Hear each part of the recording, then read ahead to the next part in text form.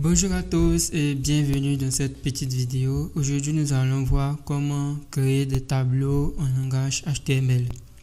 Il peut arriver parfois lorsque vous voulez créer une page web, vous avez envie de créer un tableau et que du fait que vous n'êtes pas sur Word, Excel, donc vous ne pouvez pas créer directement comme ça un tableau de façon visuelle. Donc, je vais vous montrer une petite technique, comment utiliser la balise table pour pouvoir créer nos tableaux. Voilà, donc d'abord on va mettre un H1, donc ça sera tableau en HTML, donc ça sera le titre.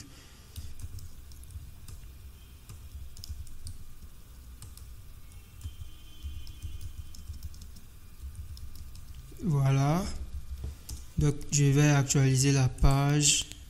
Voilà, vous voyez, on a tableau en HTML. Donc la première chose que nous allons faire, on va utiliser la balise table qui s'écrit comme ça, table. Voilà, donc là on a créé la balise table. Maintenant il nous reste à définir l'entête de notre tableau parce que chaque tableau a une entête. Donc on va définir la balise theads. Voilà, pour dire que ici ça sera une balise qui va nous permettre de savoir que c'est l'entête.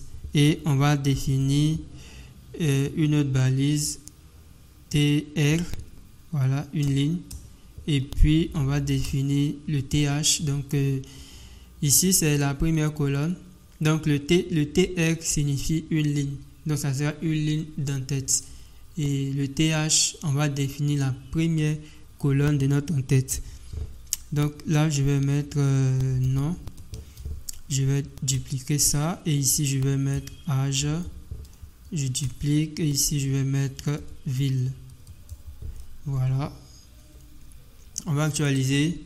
Lorsqu'on actualise, vous voyez qu'il n'a pas la forme d'un tableau. On a l'impression qu'il a simplement aligné le nom, l'âge et la ville. Voilà. Donc, on va afficher nos bordures. Donc pour afficher les bordures, on vient au niveau de table, je mets border et je vais mettre un pixel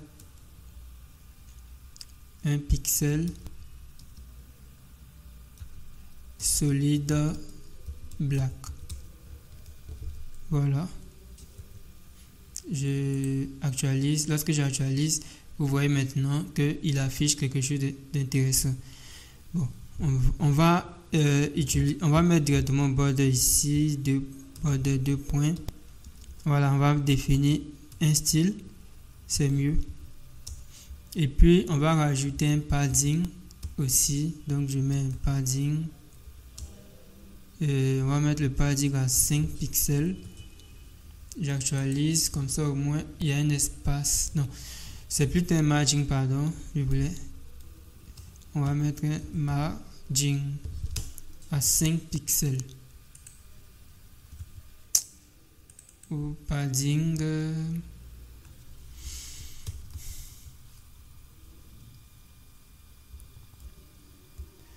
ok. Bon, on va laisser les différentes marges.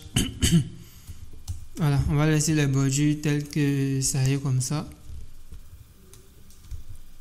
Voilà.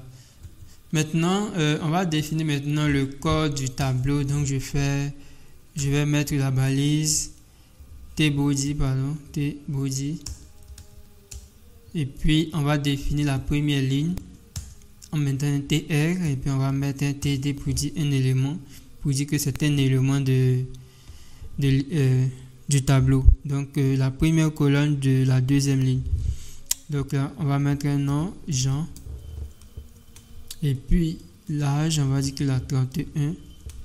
Et puis ville, on va mettre Abidjan.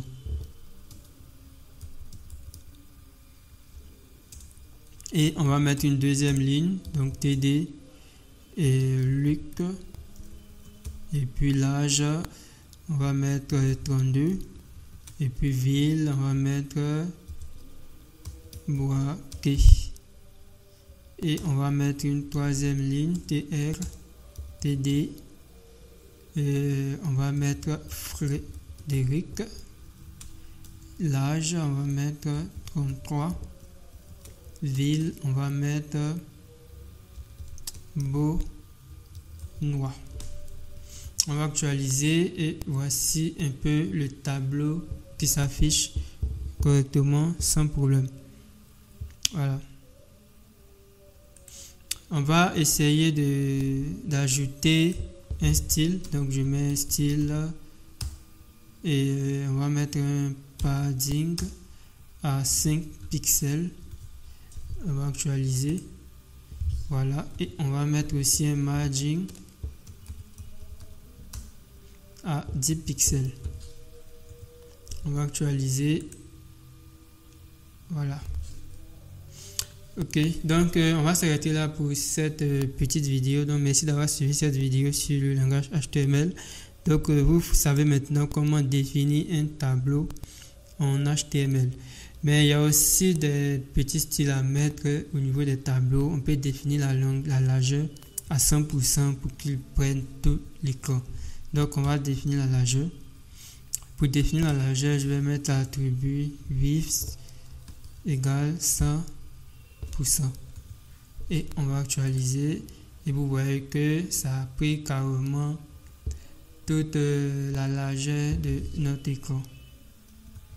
Donc là, je vais retirer le padding qui va nous servir à rien. Non, c'était plutôt le margin que j'aurais dû retirer. Voilà, ok. Voilà, donc là maintenant vous voyez qu'il affiche carrément tous les éléments. Il affiche le tableau sur toute la largeur de l'écran. Bon, on peut mettre aussi la hauteur à 100%, mais ça sera vilain à voir. Donc merci d'avoir suivi cette petite vidéo et rendez-vous dans une prochaine vidéo pour continuer à apprendre le langage HTML et CSS.